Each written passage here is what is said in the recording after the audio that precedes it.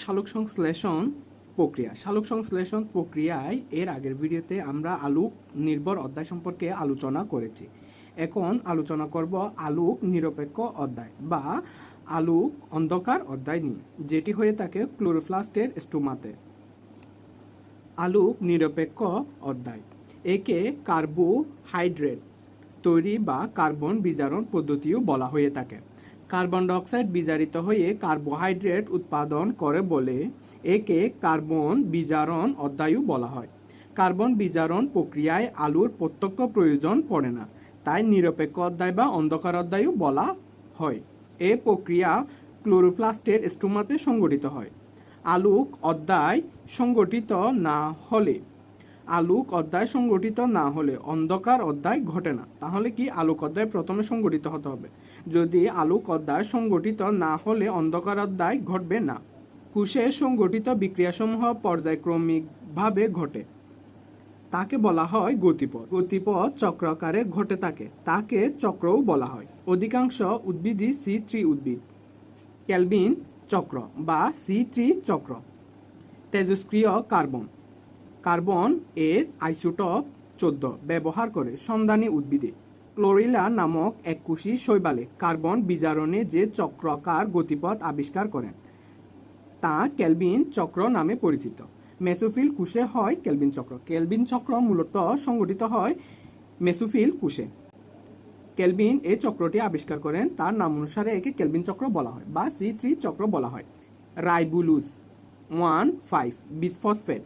রাইবোলুজ 1,5 bisphosphate প্রাথমিক carbon গ্রহীতা। Carbon প্রথমে গ্রহণ করে। 5 কার্বন রাইবোলুজ বিসফসফেট এর সাথে কার্বন ডাইঅক্সাইড যুক্ত হয়ে অস্থায়ী 6 কার্বন বিশিষ্ট কিটো অ্যাসিড তৈরি করে। পৃথিবীতে সর্বাধিক গুরুত্বপূর্ণ এনজাইম হলো রুবিক্স কিউব, কারণ এটি প্রাকৃতিক জগৎ এবং জীবজগতের মধ্যে রাসায়নিক বন্ধন তৈরি করে। তাহলে রাসায়নিক বন্ধন তৈরি করে প্রাকৃতিক ও জীবজগতের মধ্যে কোন এনজাইমটি? তা হলো রুবিক্স কিউব। রুবিক্স কিউব হলো রাইবোলুজ বিসফসফেট কার্বক্সিলেজ বা অক্সিজিলেজ এনজাইমের অ্যাক্রোনিম।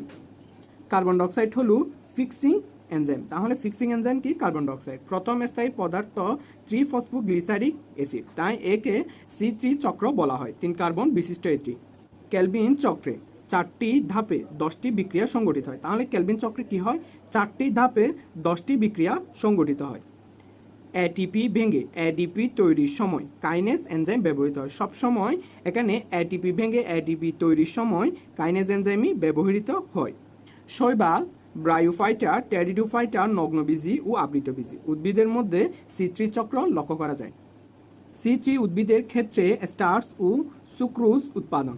স্টার্চ সাইটোসুলে অর্থোফসফেট ঘনত্ব কম থাকলে ক্লোরোপ্লাস্টের অভ্যন্তরে স্টার্চ সংশ্লেষিত হয়। ক্লোরোপ্লাস্টের অভ্যন্তরে কি সংশ্লেষিত হয়? স্টার্চ।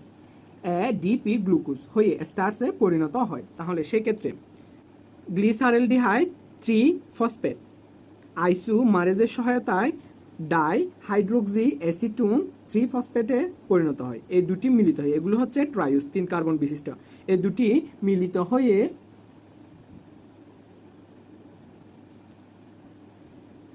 মিলিত হয়ে গঠন করে ফ্রুক্টোজ 1,6 বিসফসফেট, যেটি হলো 6 কার্বন বিশিষ্ট।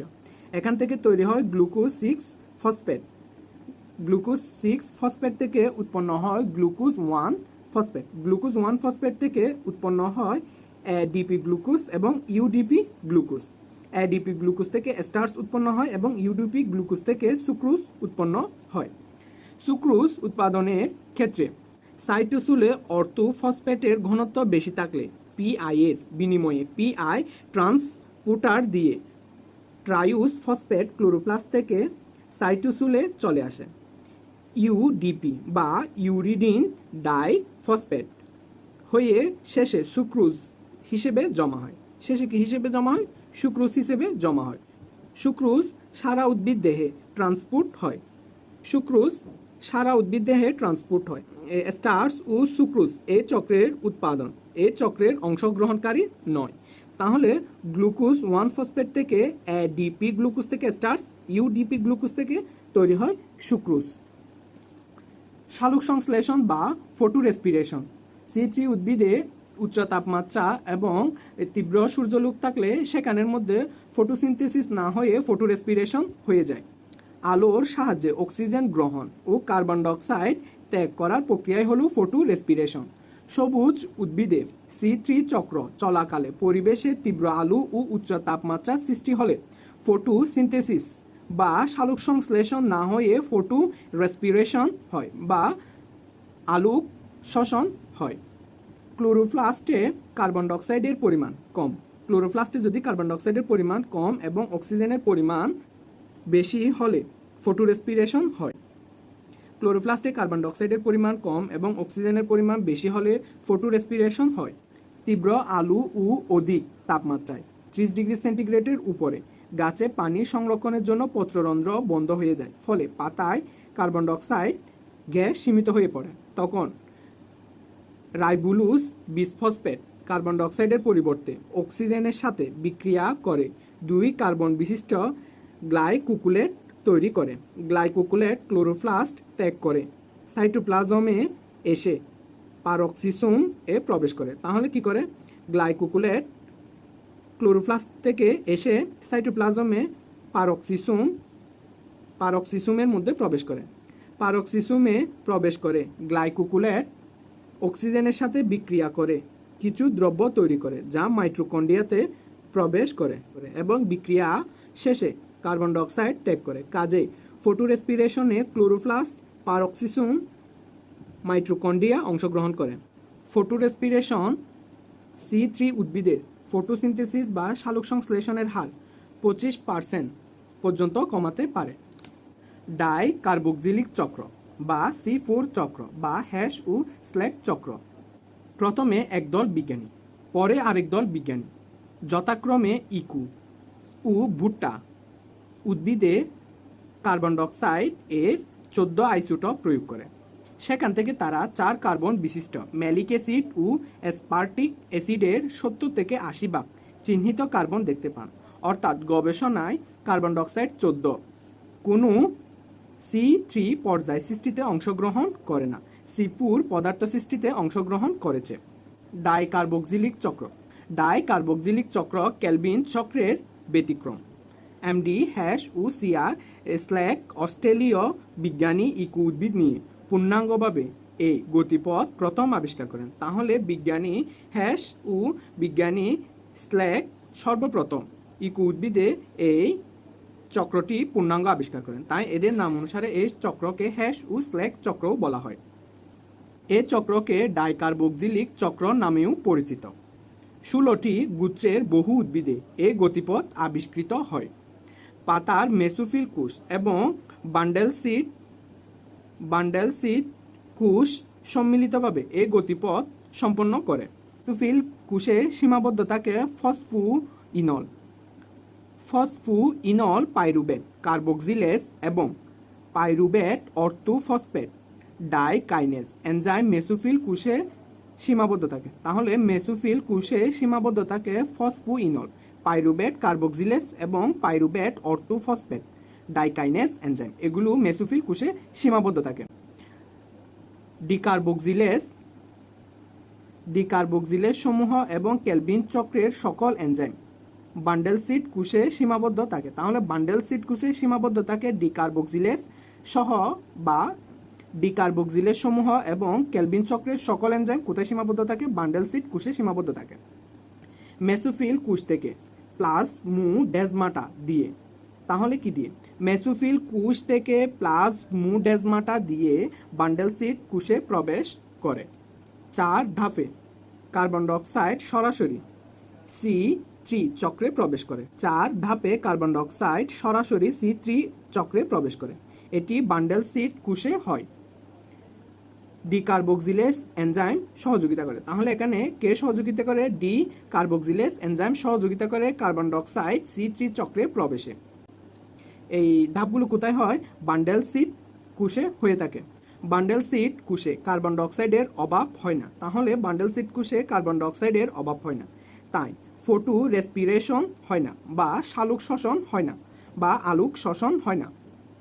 ফলে কার্বন বিজারণ হার অধিক হয়। ফলে কার্বন বিজারণ হার কি হয়? অধিক হয়। C4 উদ্ভিদের পাতায় ক্রান্স অ্যানাটমির জন্য এর খাদ্য উৎপাদন ক্ষমতা বেশি ও অতি সহজে এটি পরিবাহিত হতে পারে। কিসের জন্য? ক্রান্স অ্যানাটমি জন্য এর খাদ্য উৎপাদন ক্ষমতা বেশি ও অতি সহজে এটি পরিবাহিত হতে পারে। উদ্ভিদে 3 প্রকার C4 গতিপথ লক্ষ্য করা যায়। উদ্ভিদের 3 প্রকার C4 গতিপথ লক্ষ্য করা যায়।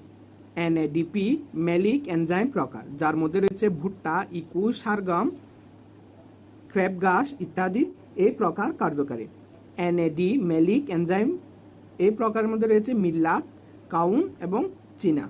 এরপর ফসফোইনোপাইরুভেট, কার্বক্সি কাইনেস, কার্বক্সি এর প্রকারের মধ্যে রয়েছে গিনি ঘাস। ধানকে C4 করার জন্য গবেষণা প্রকল্প চলমান আছে। C4 উদ্ভিদের বৈশিষ্ট্য নিয়ে আলোচনা করা যাক। C4 উদ্ভিদ উচ্চ তাপমাত্রায় শালক সংশ্লেষণ করতে পারে। C4 উদ্ভিদ উচ্চ তাপমাত্রায় শালক সংশ্লেষণ করতে পারে, পানির অপচয় কম করে এবং শুষ্ক অঞ্চলেও অভিযোজিত। বান্ডেল সিড কোষ ও মেসোফিল কোষে অনেক প্লাজমোডেজমাটা থাকে। C4 উদ্ভিদের পাতার বান্ডেল সিড কোষে ক্লোরোপ্লাস্ট থাকে। বান্ডেল সিটের কোষগুলো ভাস্কুলার বান্ডেলের সাথে অরীয়ভাবে অবস্থান করে।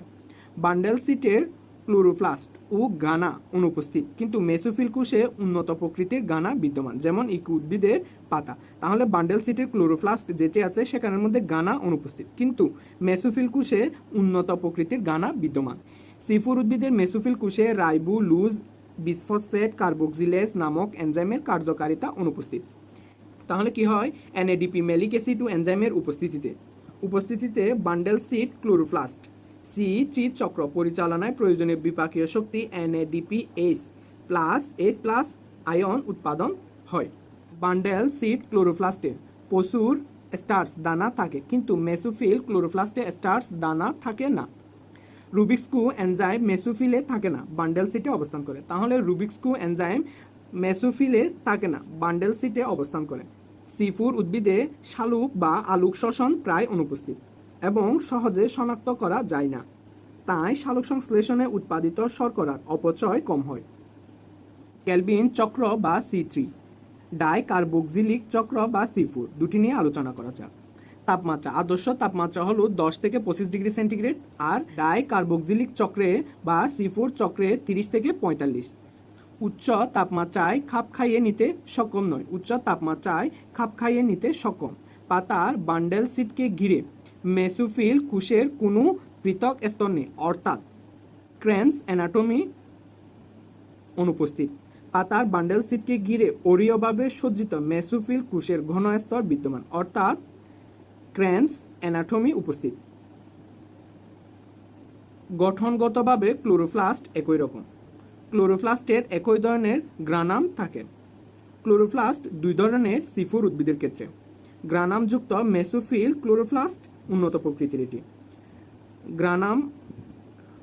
গ্রানামবিহীন bundle sheath chloroplast. Carbon dioxide এর ঘনত্ব কমপক্ষে 50 ppm, 50 থেকে 150 ppm হলে ভালো হয়। বায়ুমণ্ডলে কার্বন ডাইঅক্সাইডের ঘনত্ব কমপক্ষে 0.1 বা 0.1 ppm, প্রয়োজন হয় 0.1 থেকে 10 ppm পর্যন্ত। C3 কেবল মেসোফিল কোষে ঘটে। মেসোফিল কোষে আলোক বিক্রিয়া বান্ডেল সিট কোষে কার্বন ডাইঅক্সাইড সৃষ্টি ও কেলভিন চক্র সম্পন্ন হয়। মেসোফিল কোষে সম্পন্ন হয় আলোক বিক্রিয়া, বান্ডেল সিট কোষে কার্বন ডাইঅক্সাইড সৃষ্টি হয় এবং কেলভিন চক্র সম্পন্ন হয়। তাহলে দুটিতে দুই রকম বিক্রিয়া হয়। শীত প্রধান দেশে উৎপত্তি লাভ করে, উষ্ণ মণ্ডলে উৎপত্তি লাভ করে। এসব উদ্ভিদের শালক সংশ্লেষণের হার কম, এসব উদ্ভিদের শালক সংশ্লেষণের হার বেশি। মানে C3 উদ্ভিদের শালক সংশ্লেষণের হার কম, C4 উদ্ভিদের শালক সংশ্লেষণের হার বেশি। স্বাভাবিকের চেয়ে 1% বেশি অক্সিজেন উপস্থিতি শালক সংশ্লেষণ বাধা প্রাপ্ত হয়।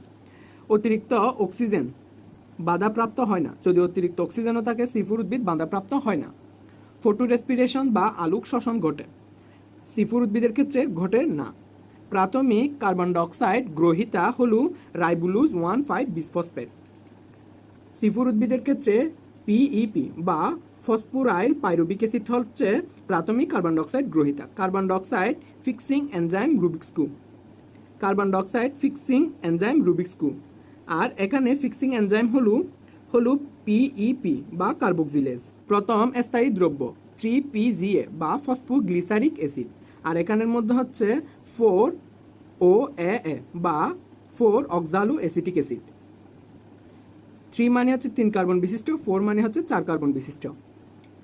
কার্বন ডাইঅক্সাইডের জন্য কার্বক্সিলেজ দক্ষতা মধ্যম আর C4 এর ক্ষেত্রে উচ্চ। উদাহরণ 85% উদ্ভিদই C3 উদ্ভিদ, ধান, গম, বার্লি, আম, জাম, কাঁঠাল। আর এখানের মধ্যে রয়েছে গিনি ঘাস, ইকু, ভুট্টা, মুথা ঘাস। ক্যাম্প প্রক্রিয়া বা ক্রেসুলেসিয়ান অ্যাসিড মেটাবলিজম।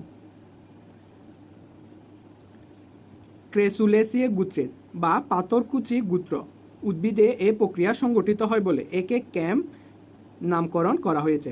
এসব উদ্ভিদ উষ্ণ আবহাওয়ায় বেঁচে থাকতে পারে। এসব উদ্ভিদে রাতে পত্ররন্ধ্র খোলা থাকে। কেন পত্ররন্ধ্র খোলা থাকে? কারণ দিনে পাতায় জৈব অ্যাসিডের পরিমাণ কমে যায়। জৈব অ্যাসিডের পরিমাণ কমে যায়, যার ফলে পিএইচ এর মাত্রাও কমে যায়। তার কারণে দিনে পত্ররন্ধ্র বন্ধ থাকে। এবং রাতে কেন খোলা থাকে? রাতে জৈব অ্যাসিডের পরিমাণ বেড়ে যায়, পিএইচ এর মাত্রা বেড়ে যায়। এই প্রক্রিয়ায় বিক্রিয়ার ধাপগুলো C4 বিক্রিয়ার মতোই।